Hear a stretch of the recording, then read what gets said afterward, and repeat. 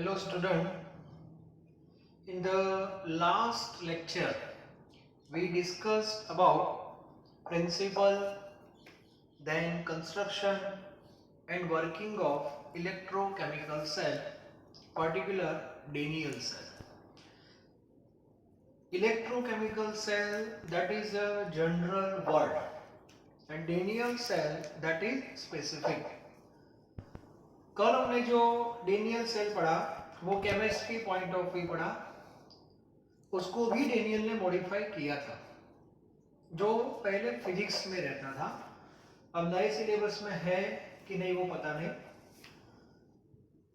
Second, आज जो हम डिस्कस करने वाले हैं वो इलेक्ट्रोकेमिकल सेल, जो हमने कल पढ़ा था उसका मैं थोड़ा पोस्टमार्टम करने जा रहा हूं।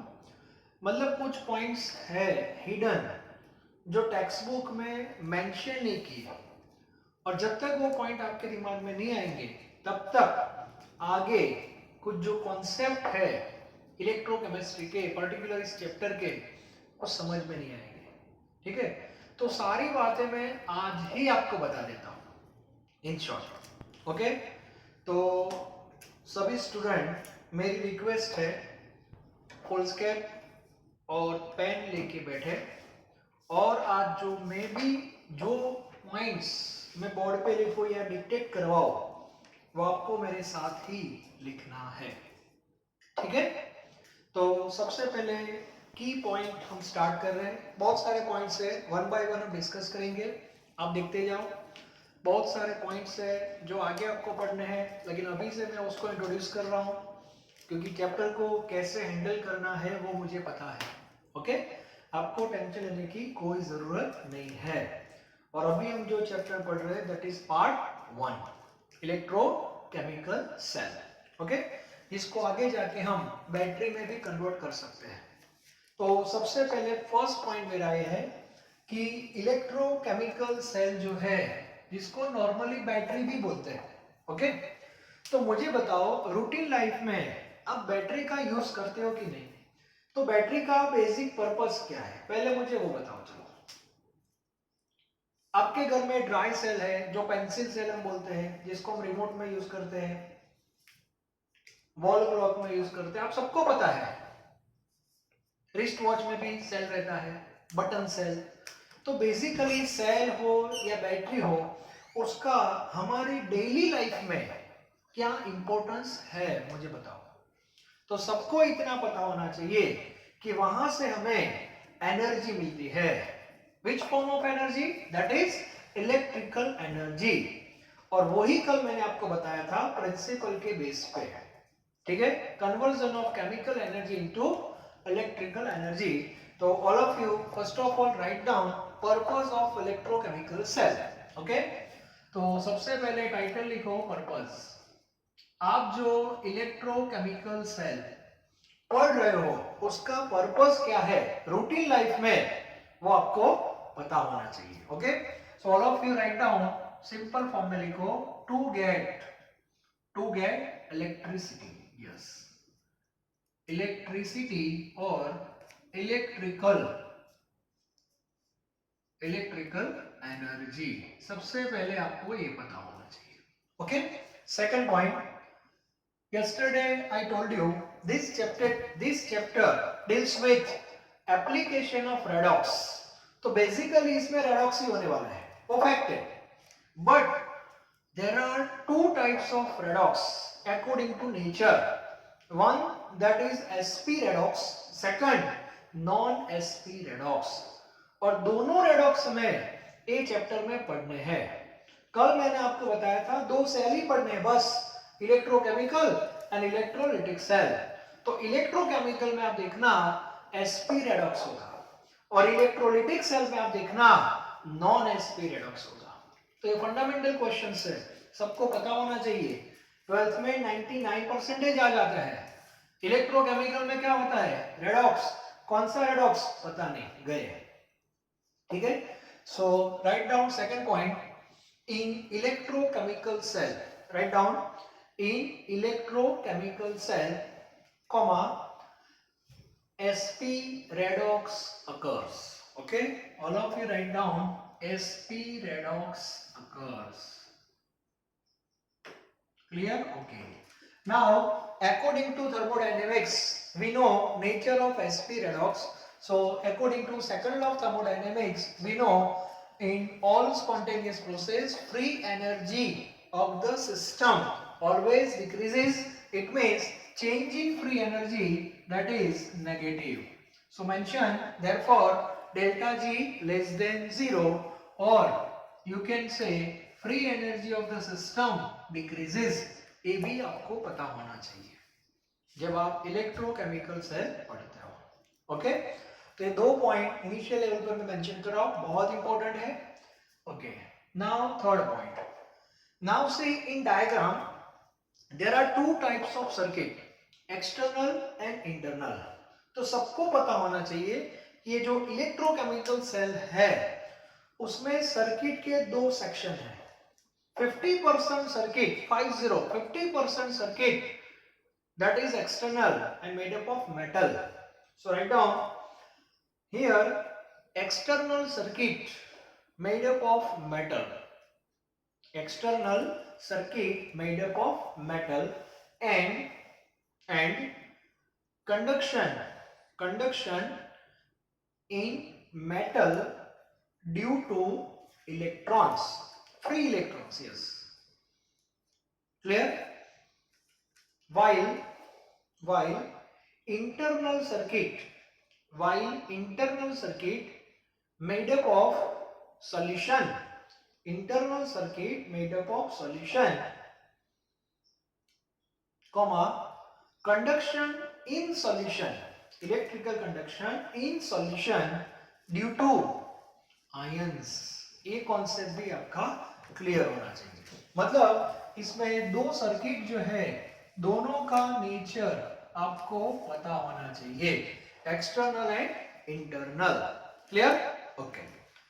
बाद में जो पॉइंट आ रहा है, जब सेल कंप्लीट हो जाता है, if you combine 2 circuit to connect 2 circuit, then what happen? sp redox occur. redox means oxidation and reduction. तो सबको पता होना चाहिए ऑक्सीडेशन कहां पे होता है और रिडक्शन कहां पे होता है. ओके, और उनकी साइन क्या है वो भी क्लियर होना चाहिए. So write down oxidation.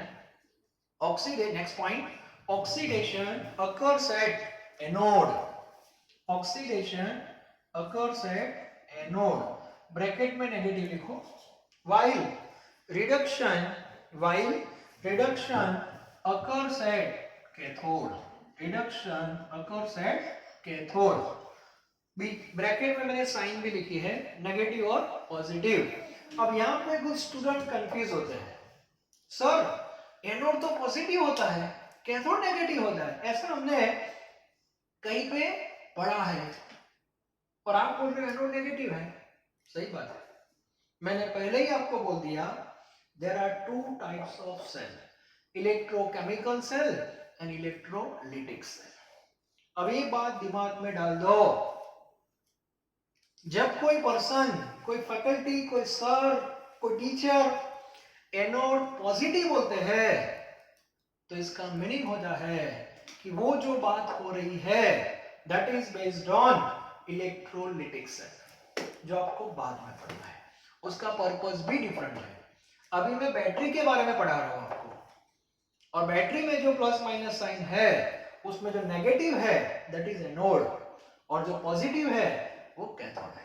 ये पहले क्लियर होना चाहिए. ओके, और सेल कोई भी हो, इलेक्ट्रोकेमिकल सेल हो या इलेक्ट्रोलिटिक सेल हो, concept that is fix. Oxidation occurs at anode, reduction occurs at cathode. ये फिक्स है. हाँ, साइन चेंज होगी दोनों सेल्स में. ओके, लेकिन ये जो नेचर है वो फिक्स होता है, और इसीलिए एक वर्ड है that is called red cat. Red cat. Red cat का मीनिंग क्या होता है? Red, RED, red for reduction, and CAT, that is for cathode. It means reduction always occurs at cathode, either in electrochemical cell or in electrolytic cell. तो red cat याद रखो. ठीक है? Okay, अब आगे बढ़ते हैं. चलो, एनोड कैथोड का कॉन्सेप्ट क्लियर हो गया. अब इलेक्ट्रॉन का फ्लो कहां से कहां होता है और करंट का कहां से कहां होता है, ये भी मैंने कल आपको बताया था, लेकिन कॉन्सेप्चुअली आपको पता होना चाहिए दोनों की जो डायरेक्शन है that is opposite. So write down next point, flow of electron. Write down flow of electron from anode to cathode. Bracket में लिखना negative to positive. Yes. While flow of current. Yes. Electron and current दोनों अलग चीज है. Electron and current, current means I. Yes. So flow of current that is from cathode to anode. Clear होना चाहिए. Okay, तो ये बात हो गई एक्सटर्नल सर्किट की हो गई.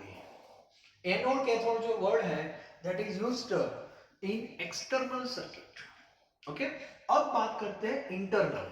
इंटरनल सर्किट जो है that is made up of solution. तो पहले हम क्या करेंगे, सॉल्यूशन को थोड़ा आइडेंटिफाई करते हैं. Okay, so write down next topic,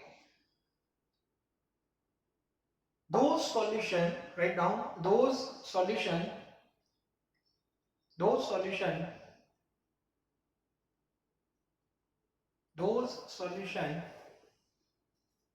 is in contact with anode is known as anodic solution. ऐसा वर्ड याद रखो, टेक्स्ट बुक में होगा नहीं लेकिन हम थोड़ा स्पेसिफाई कर रहे हैं. दो solution is in contact with anode that is anodic solution. For example bracket में लिख दो ZnSO4 aqueous. यस, ऐसे लिख देना. डेनियल सेल में एनोडिक सॉल्यूशन कौन रहेगा, ZnSO4 aqueous. And write down while those solution is in contact with cathode is known as cathodic solution. तो कैथोडिक सॉल्यूशन कौन होगा, CuSO4 aqueous.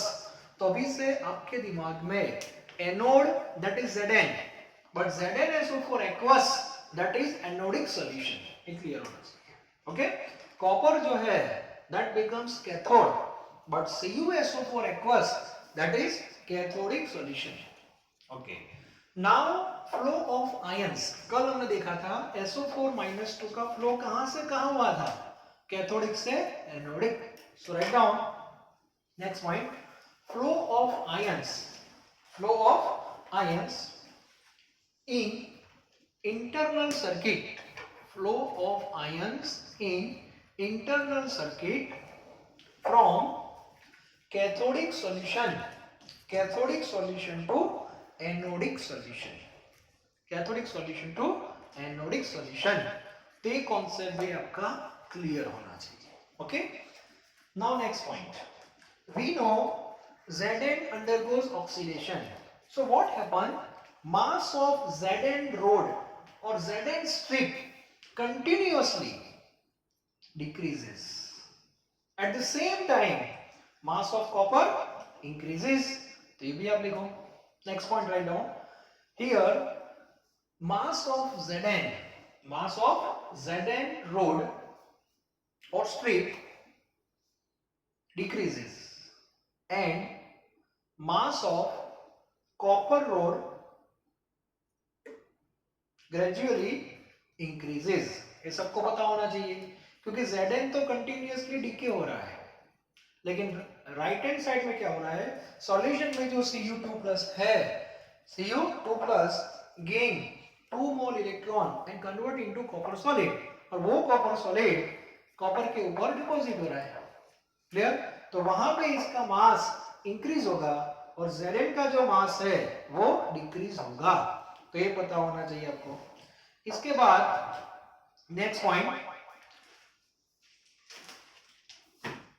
आपको पता है ZnSO4 का जो सॉल्यूशन था वो कलरलेस था. क्लियर? ओके, और ये सॉल्यूशन इनिशियली ब्लू कलर का था.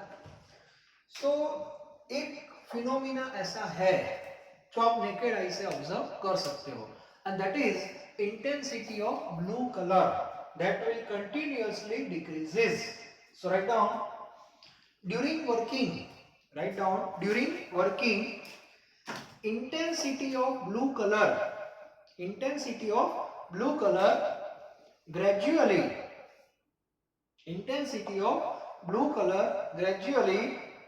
decreases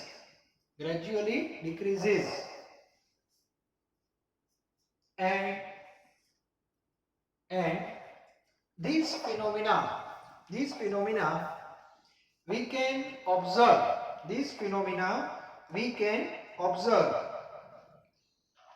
observe through naked eye ये आपको पता होना चाहिए. ओके, तो एक पॉइंट ये भी आपका क्लियर होना चाहिए कि कौन सा फिनोमिना है जो आप नेकेड आई से ऑब्जर्व कर सकते हो. कुछ लोग बोलते हैं सर मास में जो चेंज आता है you can't see through naked eye. जैसे आप मेरे सामने खड़े हो, अब मैं आपको देख के जजमेंट ले सकता हूँ कि आपका वेट बढ़ रहा है कि कम हो रहा है? Not possible. उसके लिए आपको मेजर ही करना पड़ेगा. ठीक है, तो ये पॉइंट याद रखना है. तो ये बात भी हो गई. इसके बाद सारे पॉइंट्स ऑलमोस्ट बेसिक जो थे वो मैंने आपको बता दिए. अब कुछ चीजें ऐसी है जो आपको पता नहीं है. क्लियर? तो मुझे बताओ, जब Zn का ऑक्सीडेशन हुआ तो Zn2+ कहां पे आया? सॉल्यूशन में आया. किस सॉल्यूशन में? एनोडिक सॉल्यूशन में. और सॉल्ट ब्रिज में से कौन आया? SO4-2. सो अल्टीमेटली ZnSO4 का जो अमाउंट है that will increase.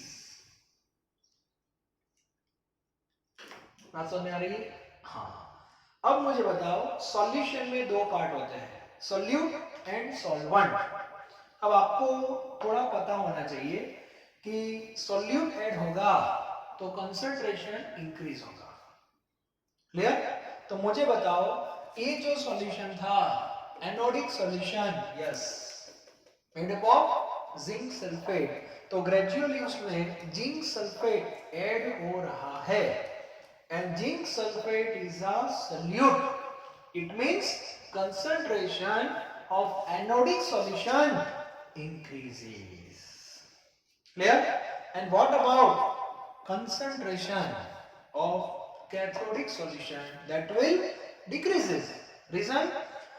Right hand side में क्या हुआ? Cu2+ undergoes reduction. तो Cu2+ तो चला गया सॉल्यूशन में से और SO4 गया सॉल्ट ब्रिज में. So after all here solute decrease, तो कंसंट्रेशन डाउन होगा. तो ये कॉन्सेप्ट आपका क्लियर होना चाहिए. मोस्ट इंपोर्टेंट पॉइंट है. So write down. During working, yes, during working comma concentration of anodic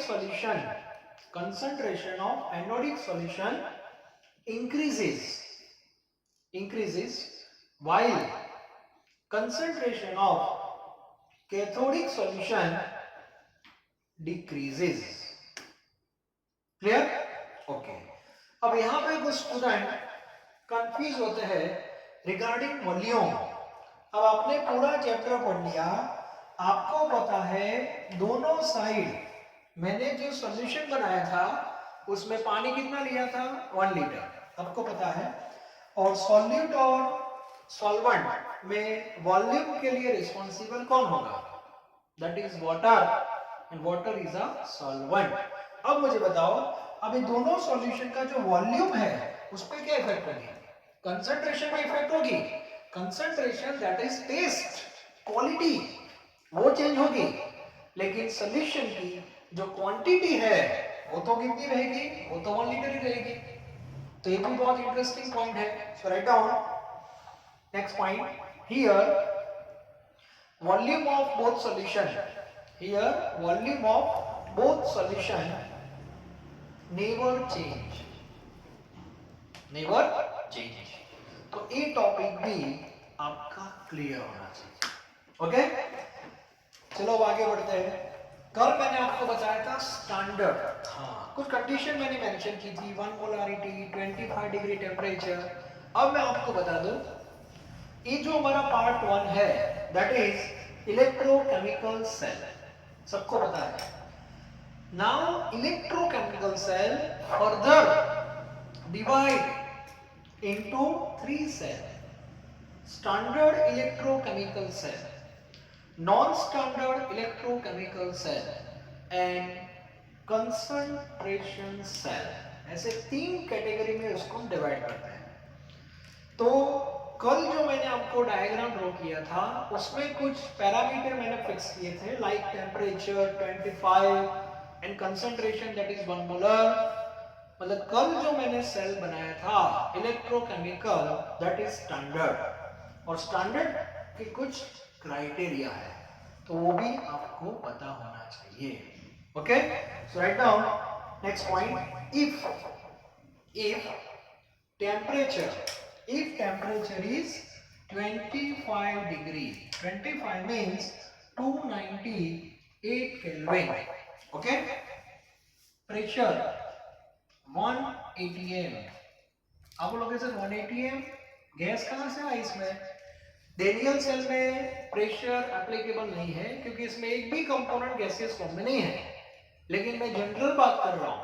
आगे आप देखना सेल में गैस भी आने वाले हैं तो वहां पे उसका प्रेशर 1 atm और 1 बार होना चाहिए, ऑलमोस्ट दोनों सेम रहते हैं। ओके, तो pressure 1 atm, write down if temperature 25 comma pressure 1 atm, bracket में लिखो फॉर गैसियस इलेक्ट्रोड, ये भी आगे आपको आएगा। Okay, and concentration of both solution are 1 molar, molarity 1 molar, then cell is known as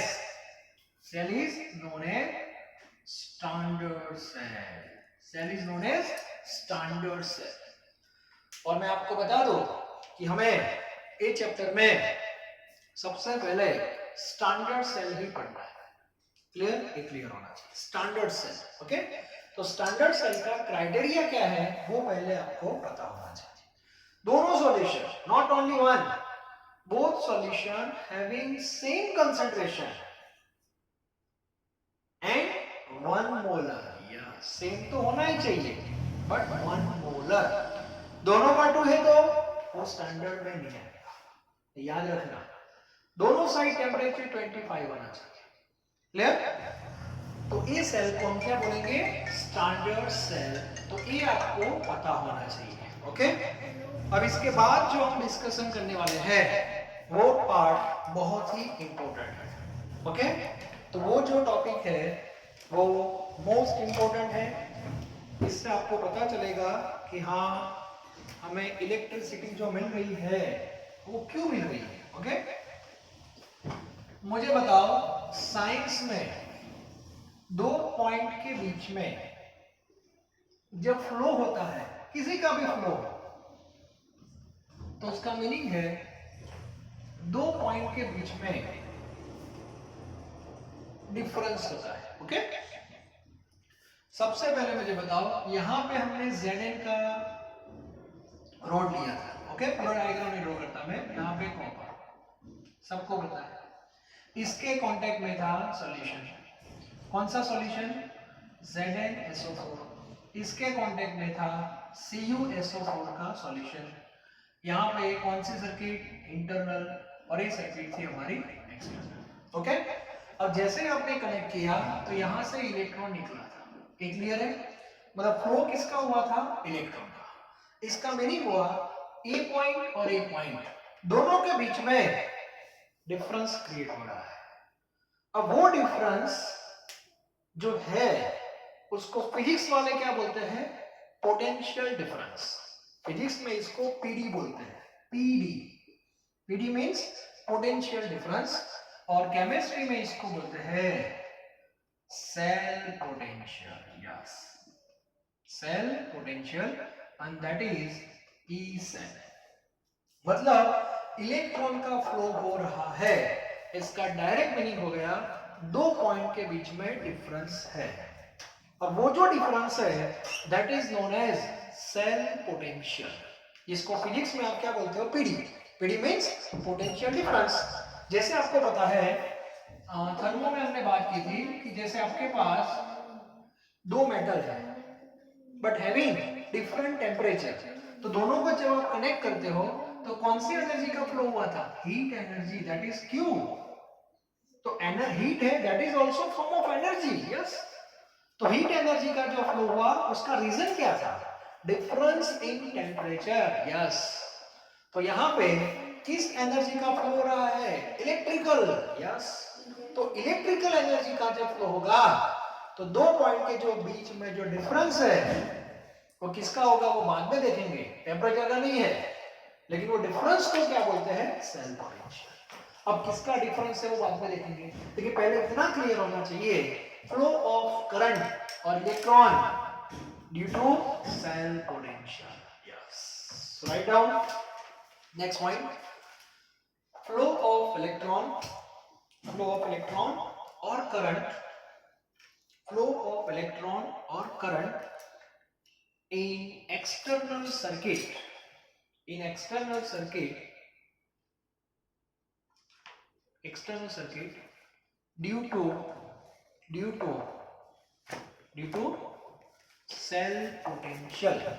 to cell potential, bracket में आप PD लिख दो, पीडी।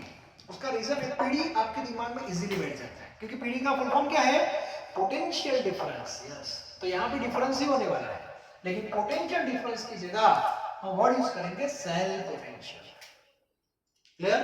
तो करंट जो मिला उसके लिए रिस्पांसिबल कौन है, सेल पोटेंशियल। एक क्लियर हो गया।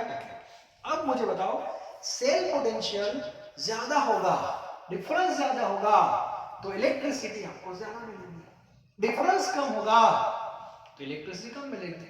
मान लो कि दो पर्सन है, ओके, इसके पास 1000 रुपीज है, एक सिंपल लॉजिकल क्वेश्चन है, और इसके पास 10 रुपए है, क्लियर। तो दोनों के बीच में डिफरेंस क्रिएट हुआ कि नहीं, मनी का। अब जब दोनों कांटेक्ट में आएंगे, दोनों के बीच में मनी का डिफरेंस हुआ, वो आपको दिखाई दे रहा है। कौन किसको पैसा देगा मुझे बताओ, तो ए पर्सन इसको पैसा देगा क्योंकि इसके पास ज्यादा है, इसके पास कम है, ठीक है, that is SP process, spontaneous. तो यहां से पैसे इधर जाएंगे कि नहीं, मान लो कि यहां से कितने पैसे गए, 10 रुपीज, क्लियर, ओके। दूसरा डिफरेंस मैं ले रहा हूं, मान लो कि यहाँ पे मुकेश अंबानी है, जिसके पास बहुत पैसा है, और ए पर्सन जो है 10 रुपए वाला, वो मुकेश अंबानी के कांटेक्ट में है, तो डिफरेंस तो यहाँ भी क्रिएट हुआ और यहाँ भी हो रहा है, लेकिन इसकी कंपेयर में यहाँ पे डिफरेंस ज्यादा है। तो मुकेश अंबानी ए पर्सन को कितना पैसा देगा, 10 रुपए नहीं, 1000 रुपीज भी दे सकता है। तो मेरा पॉइंट इतना ही है कि ये जो डिफरेंस है, डिफरेंस जितना ज्यादा दो पॉइंट के बीच में, उतनी इलेक्ट्रिसिटी आपको ज्यादा मिलेगी। तो जो डिफरेंस है उसके लिए रिस्पॉन्सिबल कौन है, factors, it means, so write down next point, there are three factors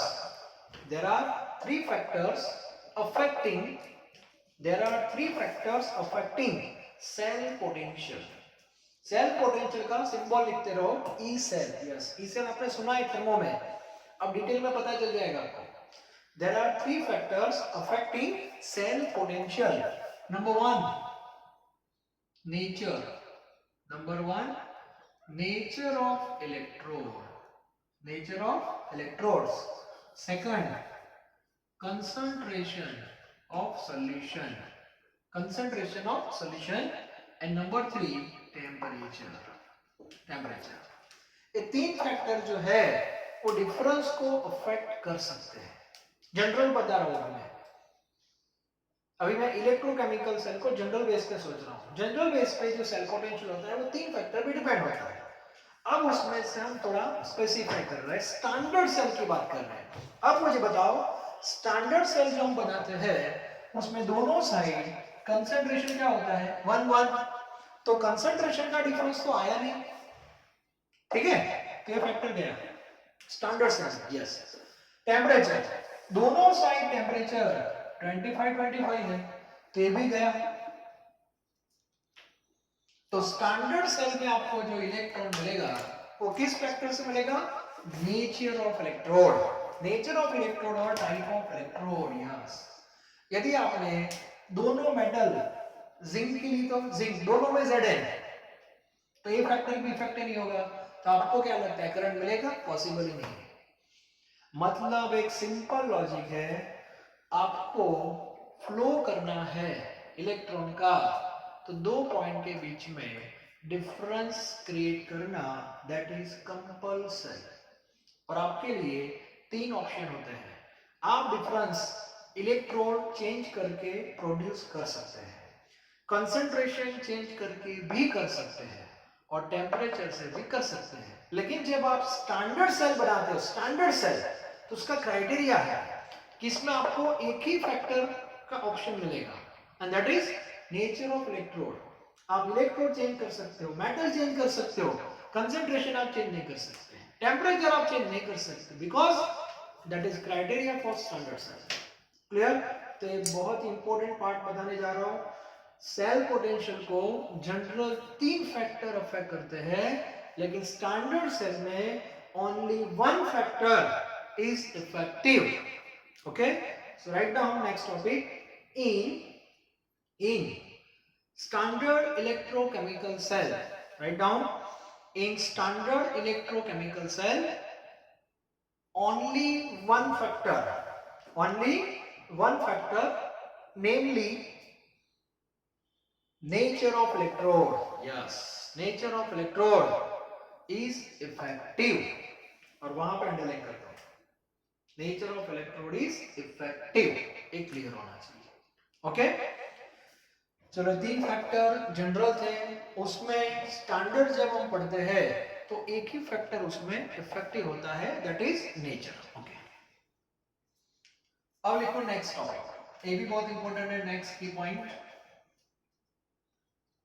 anode cathode जो नाम हमने दिए हैं वो एक्चुअली इलेक्ट्रोड है, जनरल वर्ड इलेक्ट्रोड है, लेकिन जहां पे ऑक्सीडेशन हुआ उसको एनोड बोलते हैं, और जहां पे रिडक्शन हुआ उसको कैथोड बोलते हैं। ये बाद में हमने उसको स्पेसिफाई किया, लेकिन बेसिकली वो इलेक्ट्रोड ही है। अब इलेक्ट्रोड मेटल के भी हो सकते हैं, नॉन मेटल के भी हो सकते हैं। अब आपको पता होना चाहिए, सोसाइटी में कोई भी पर्सन हो, XYZ कोई भी पर्सन हो, उसकी दो टेंडेंसी होती है, ये क्लियर होना चाहिए, पैसा देने की और पैसा लेने की। Is it clear? ओके, लेकिन एक बात है, जो पर्सन पैसा ज्यादा देता है वो लेता कम है, और जो पैसा ज्यादा लेता है वो देता कम है।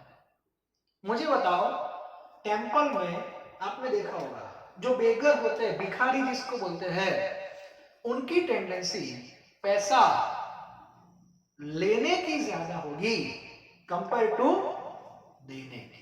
सही बात है कि नहीं? मुकेश अंबानी टेंपल में जाएगा तो पैसा देगा, लेगा नहीं। हाँ, टेंडेंसी दोनों होती है, लेकिन एक ज्यादा होगी तो दूसरी अपने आप कम हो जाएगी। एज अ टीचर मेरी टेंडेंसी टीचिंग की ज्यादा होगी, लर्निंग की कम होगी, पर एज अ स्टूडेंट लर्निंग की टेंडेंसी ज्यादा होगी, टीचिंग की कम होगी, लेकिन टेंडेंसी होती दोनों है। क्लियर होना चाहिए। ओके, तो वही कॉन्सेप्ट में आ रहा हूं मैं। तो सेल कोई भी हो, इलेक्ट्रोकेमिकल, इलेक्ट्रोड्यूस, कोई भी सेल हो, each electrode has two tendency. Okay, so write down next topic, and which is very important. Okay, so write down each electrode has two types of potential. Each electrode has two types of potential. Number one, oxidation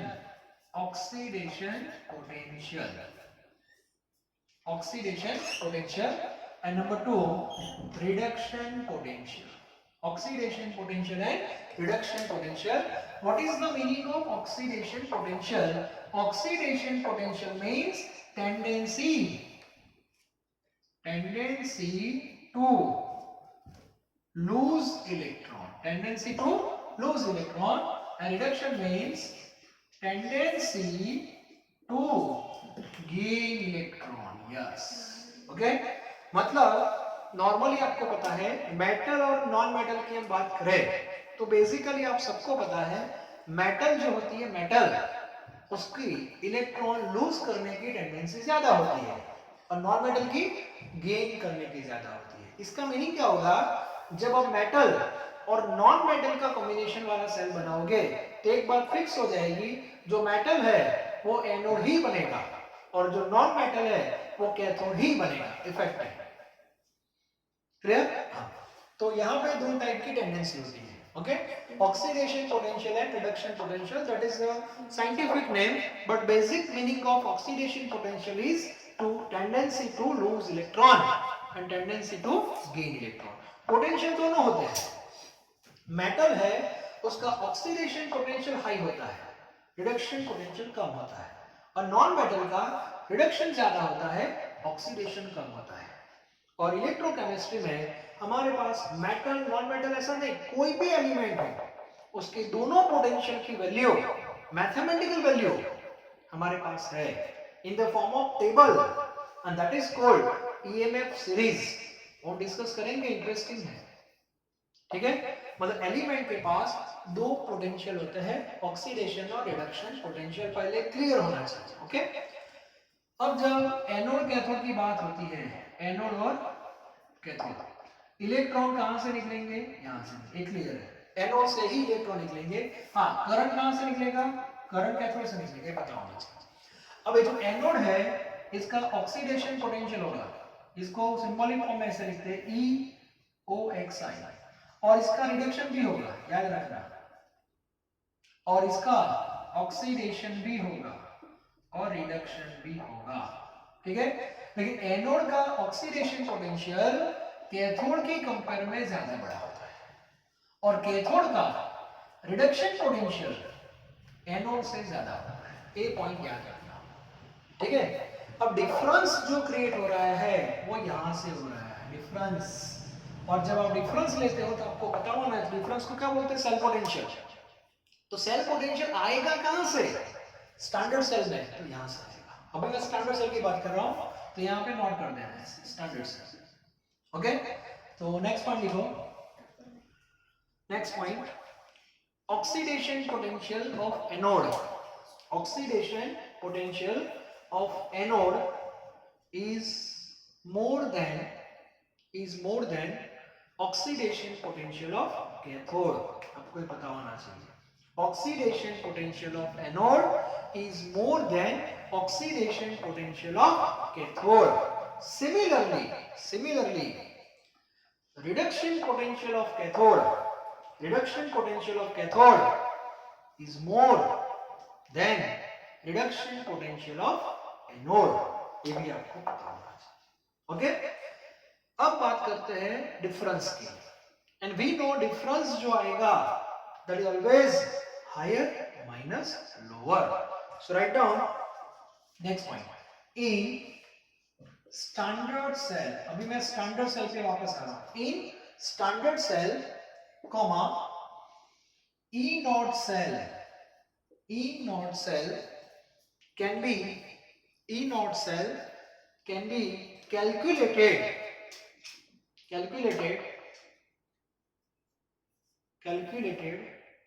theoretically by following formula। E naught cell can be calculated theoretically by following formula।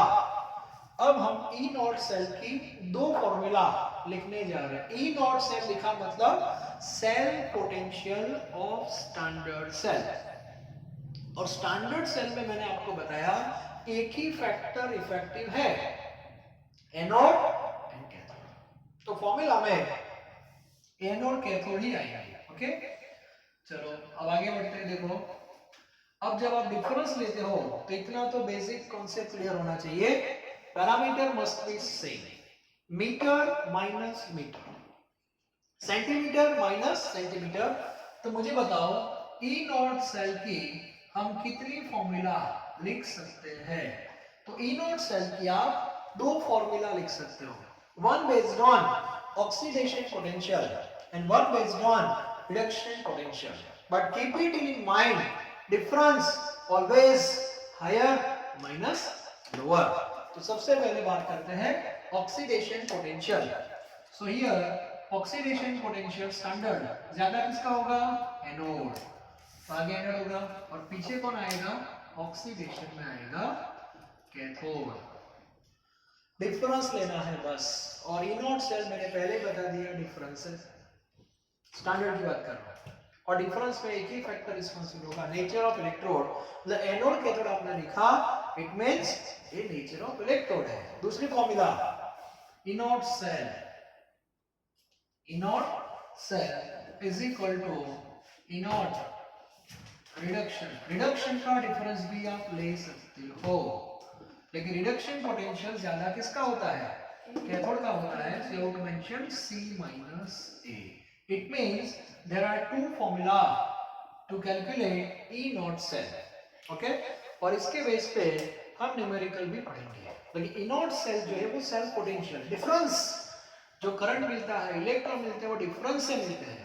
और difference के लिए हमारे पास तीन factor है, लेकिन standard में हम एक ही फैक्टर को अप्लाई करते हैं, एनोड एंड कैथोड। लेकिन एनोड कैथोड की दो पोटेंशियल होते हैं और इसलिए दो फॉर्मूला है। ओके, अब आईयूपीएसी वालों ने इसको स्टैंडर्डाइज किया है, इसको रिडक्शन को। तो आगे जितने भी न्यूमेरिकल आएंगे वो सब रिडक्शन के बेस पे आने वाले हैं। और हमारी जो ईएमएफ सीरीज है that is also based on reduction potential. तो यहाँ पर टिक मार्क कर दो, ऐसे पता चल जाएगा आपको। और यहाँ पे लिख दो IUPACS। तो IUPAC वालों ने रिडक्शन को स्टैंडर्ड पोटेंशियल के फॉर्म में कंसीडर किया है। क्यों? इसका आंसर नहीं दिया। हम जब पढ़ते थे तब ऑक्सीडेशन को दिया था, अब आप पढ़ रहे हो तो रिडक्शन को दे दिया। ये तो IUPAC वाले हैं, जब चाहे रूल चेंज कर सकते हैं। ठीक है, नो प्रॉब्लम। तो अभी आपको रिडक्शन पे थोड़ा जोर देना है। Is it clear? ओके, अब आगे बढ़ते हैं। अब देखो डिफरेंस की बात करते हैं। अब थोड़ा मैं टेम्परेचर पे आ रहा हूं वापस। मुझे बताओ, हमारे पास दो मेटल थे, ए और B, clear, both having different temperature. For example T1 is equal to 100 and T2 is equal to 50. Clear? Okay. Now if you connect two metal having different temperature, then what happen? Delta T produced. Delta T means difference in temperature. How much? Higher minus lower. 100 minus 50, and that is 50. And due to that difference, delta T, flow of heat comes in picture from high temperature to low temperature. Clear? Okay. तो same concept यहाँ पे है। तो यहाँ पे मैं first point लिख रहा हूँ, that is initial, that is initial. तो मुझे बताओ, ए हाई टेम्परेचर है और ए लो टेम्परेचर है। तो मैं इसकी बात कर रहा हूँ रिडक्शन की, अभी इसको स्टैंडर्डाइज किया। Okay, initially reduction potential of cathode is more than reduction potential of anode. सही कि नहीं? जब सेल स्टार्ट होता है इनिशियल लेवल पे, तो कैथोड का रिडक्शन पोटेंशियल एनोड से ज्यादा ही होगा, तभी तो डिफरेंस क्रिएट हुआ। डेल्टा टी 50 कहां से आया? 100 माइनस 50, मतलब इसकी कुछ मैथमेटिकल वैल्यू होगी। कहां होगी? ईएमएफ सीरीज में, बताऊंगा बाद में, अभी नहीं। इसकी भी वैल्यू होगी, लेकिन इसकी वैल्यू ज्यादा होगी, इसकी कम होगी। ओके, तो डिफरेंस क्रिएट होगा, और जो डिफरेंस है दैट इज इनोड सेल। और इनिशियली आपको पता होना चाहिए इनोड सेल जो होगा वो मैक्सिमम होगा डिफरेंस। और जैसे ही इनोड सेल प्रोड्यूस हुआ, immediately current will start, current start हो जाएगा। जैसे यहाँ पे हीट फ्लो स्टार्ट हो गया, वैसे वहां पे इलेक्ट्रिकल एनर्जी स्टार्ट हो जाएगी। ओके, तो इनिशियल कंडीशन है। नाउ टेल मी वर्किंग, मतलब intermediate stage. Okay, during flow, what happen? This temperature continuous decreases and this temperature continuous increases. For example, ये हो गया 90, चलो 10 डिक्रीज हुआ और ये 10 डिक्रीज हुआ, suppose 60. Now what is the difference? तो डिफरेंस जो आएगा आपका 690 minus 60, that is 30. So what happened? Delta T also decrease. So in that case, now second intermediate state, that is working. Okay. So in working what happened? जो value ज्यादा थी वो gradually कम होगी और जिसकी वैल्यू कम थी वो इंक्रीज होगी. तो यहाँ पे क्या होगा मुझे बताओ. During working reduction potential of cathode gradually decreases. मतलब पहले जो हायर था वो अब डिक्रीज होगा. ओके. और पहले जो लोअर था ई रिडक्शन एनोड, ये वैल्यू क्या होगी? इंक्रीज होगी. और ग्रेजुअली आपको पता होगा कि इनोड सेल की जो वैल्यू है वो ग्रेजुअली डिक्रीज होगी, लाइक डेल्टा टी. यहाँ जो डेल्टा टी है वो हमारे लिए इनोड सेल है. ये क्लियर होना चाहिए. ओके. तो ये वर्किंग वाला स्टेप हो गया. एंड फाइनल यहाँ पे क्या होगा? After some time this 90 convert into 75 and this 60 convert into 75. So T1 and T2 both are equal and T1 T2 equal, delta T becomes 0 and that condition is known as thermal equilibrium. इसको क्या बोलते हैं? Thermal equilibrium.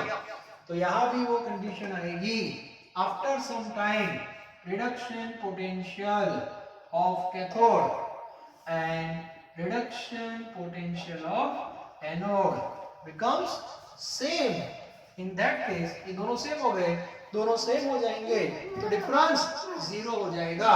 It means E naught cell is equal to zero and that condition is known as equilibrium condition. That condition is known as equilibrium condition. और ये condition जब आ जाएगी तो Philips का जो bulb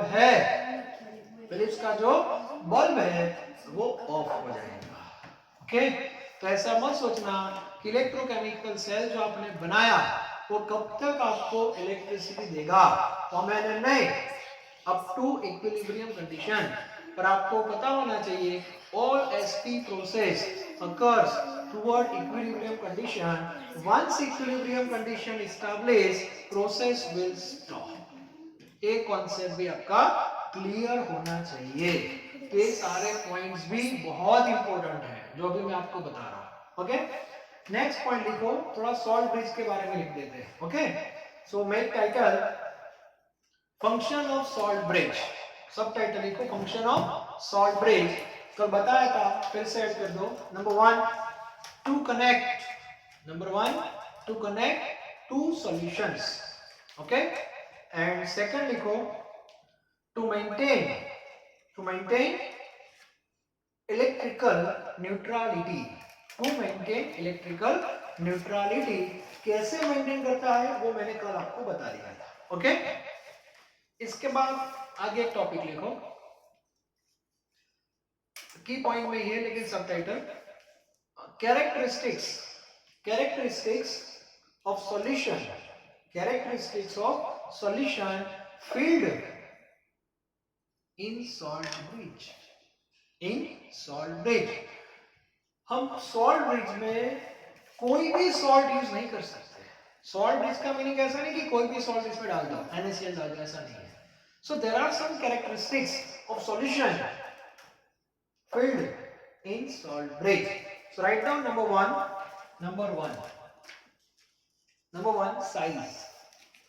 size of positive and negative.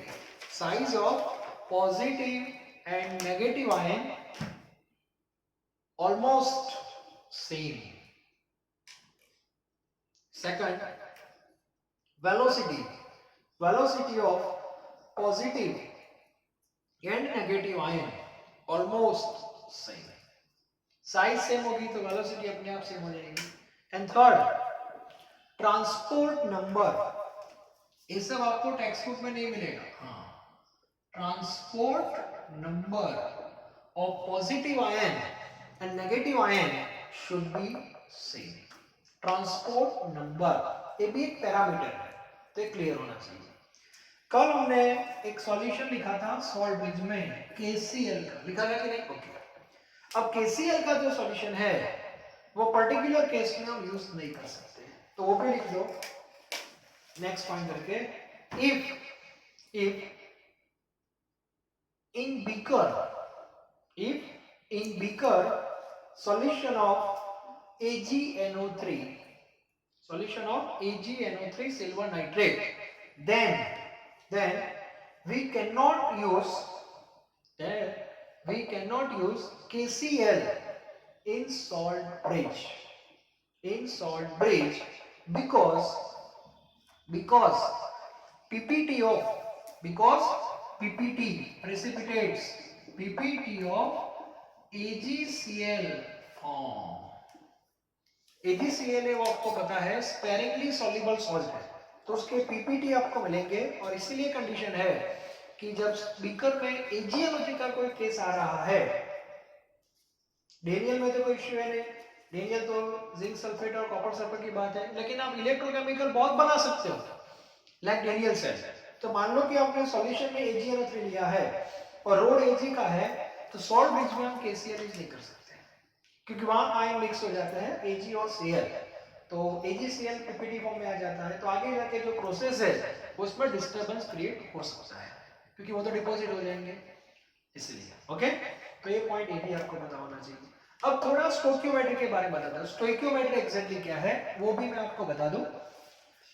तो जब आपने डेनियल पढ़ा था, डेनियल, ओके, तो रिएक्शन आपने जो लिखा था उसमें फिर से एक बार देख लो यहाँ पे। चलो, यहाँ पे Zn था, यहाँ पे था C, क्लियर? ओके। अब ये जो सॉल्यूशन है ये ZnSO4 का था और ये जो सॉल्यूशन है वो कॉपर सल्फेट का था, मतलब Cu2 SO4 2, and here Zn2 SO4 2। जब आपने दोनों को कनेक्ट किया सॉल्ट ब्रिज से और जो भी, तो सबसे पहले यहाँ पे रिएक्शन हुआ, so Zn convert into Zn+2 and 2 mole electron। Now tell me Zn2+ और 2 mole इलेक्ट्रॉन के बीच में प्रोपोर्शन क्या हुआ? 1:2। इसका मीनिंग क्या हो रहा है कि सॉल्यूशन में जब Zn2+ ऐड होगा, how much? 1 mole according to stoichiometry.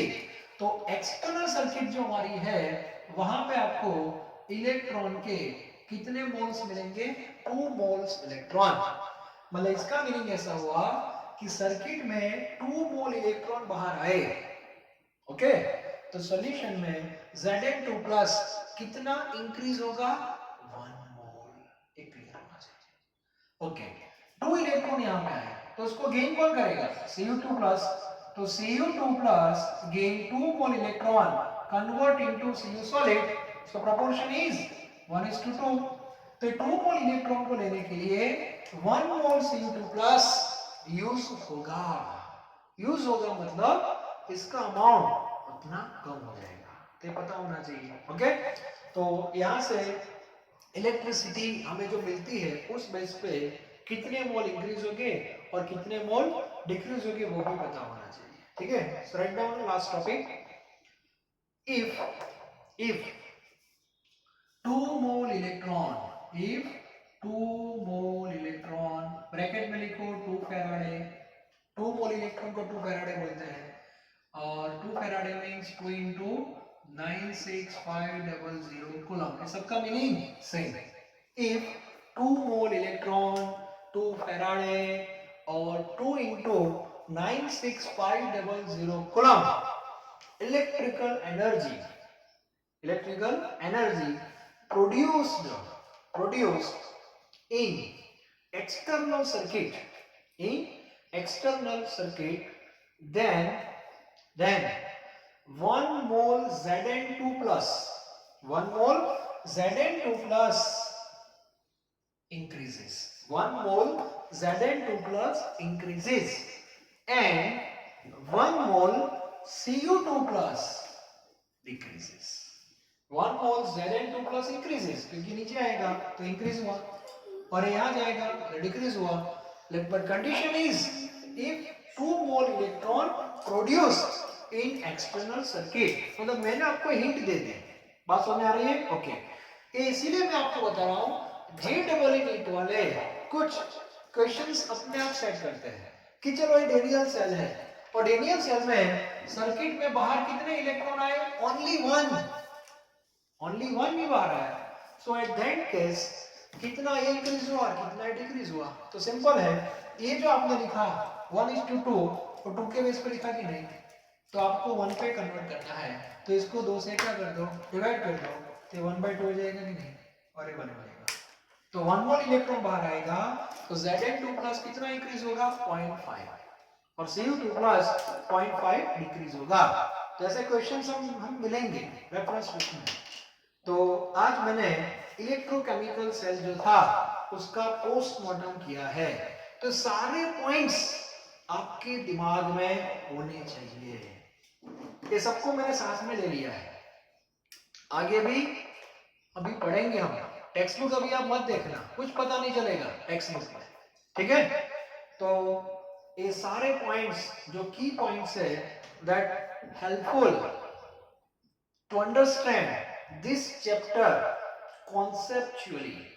अब आप पढ़ोगे तो ये चैप्टर बहुत ही इजी लगने लगे, इतने पॉइंट्स आपके पहले क्लियर होने चाहिए। Okay, thank you very very much.